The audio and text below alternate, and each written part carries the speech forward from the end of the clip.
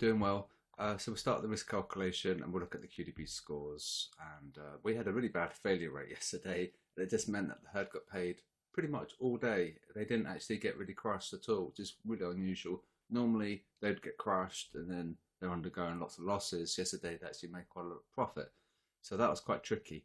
And so what happened is that they were long on the euro, and the euro just it seemed to do well because the dollar was being crushed, and it was being crushed because I think that the big fish, the big money in the market makers, they want to be risk on. They don't want a strong USD. So it just so happened that the herd would have been correct on their USD bearish bias. So they were long the euro, and of course by with the softer dollar, the euro is going to do okay.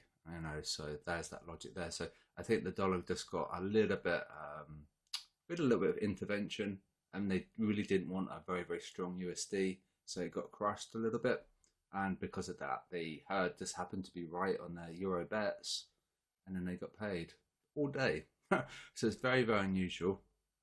So far, 66% of them are making profit. That should be a bit higher, should be about 80%. But yesterday, we were about 50% all day, which is quite frustrating, and it's just one of those things. So at the moment on the risk calculation, there's 10 people short in. However, we've had a big knock on the 24-hour difference. But that being said, is that the technical risk calc has improved. We were in the 29 yesterday, and we're 45. So the technicals are improving, but the sentiment took a little bit of a knock on the 24-hour change. Okay, failure rate recovered, should be higher.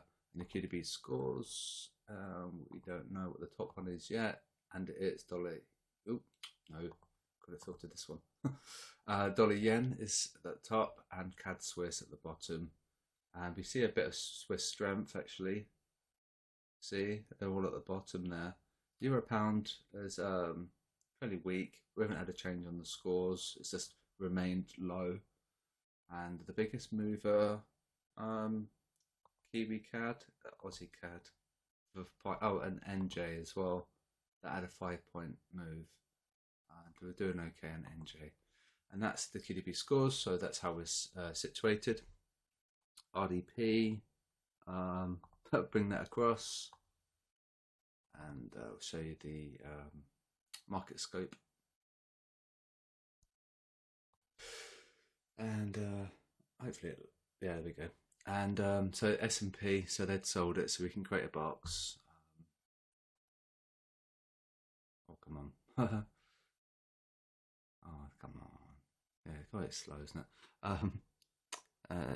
Yeah, here, there. There we go.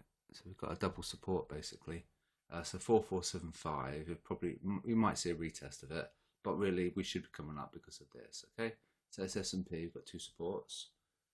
So saying how the inverse correlation, look at the curvature of the MA, and then look at the curvature of price action. There's an inverse correlation, so that would be perfectly normal when this is how the sentiment works. Okay, you want to ideally you don't want sideways stuff, you want curvatures, nice moves. Okay, you guys ready? Come on. Just as a side note, I had a really good sleep last night. It's a very, very rare occurrence for me to have a good sleep, so I'm feeling quite happy today. They sold it, so we can create a box somewhere in this horrible price action. This is the worst choppy stuff I've ever seen. Where are we? Oh, I just guess it's going to be this one, isn't it? Yeah, probably this one. So this is going to be a support. And so they'd sold it, so therefore we should be coming up. So not really a nice price action sentiment or the price action. See on the S&P with a nice curvature, this is just waving. And so yeah, it's a bit more difficult, this Dow Jones to trade. DAX, come on. And then we'll do gold, and then we'll wrap up. We'll do a Patreon video, look at the cross yen as well. Gold, DAX, they've just gone long, so therefore we can probably create a box here because we're the crossover. So be a little bit careful here. They're starting to go slightly long on DAX, so we might be below this box. Okay, it's just having to think about it. That's fine. That's fine. It mapped the box. So we've got 53 minutes left of the hour. In those 53 minutes, anything can happen. They could sell it, and then therefore we'll be above this box. Okay, but if they continue to go long, we'll probably be below the box. So 15,900 say, and 15,960 ish. Gold is looking pretty heavy, but like I said yesterday, the treasury yields are moving higher, and because of that, gold's weakening. So the flight to safety is going into the treasuries, and that would normally be a risk-off sign and a strong USD. So we have to be careful. And also we got Jackson Hole on Friday, and if you remember last year, he moved the markets a lot, and the dollar really pumped. And that was the day that the Euro USD went below parity. So that's of note. And also today we've got US retail sales as well. And we had some China data out, and RBA minutes came out as well. And the China data wasn't so good, but it wasn't as bad as the other data releases that we had. But we've got a descending, technically trending lower. You can see very clearly trending lower, and they happen to be going long. Right, so we can probably draw a box as it's doji. See that doji? And then that'll be the video.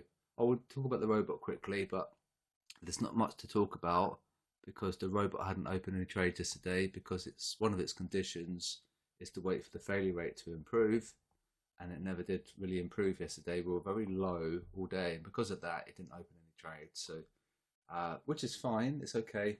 And so we've got AJ long, and we've got AN long in profits, and we'll just have to wait and see what happens today. We need to move sufficiently on the currency pair, and the failure rate needs to be high as well. And don't forget, we've got rid of the trailing stop, so we're going to try and get to that TP.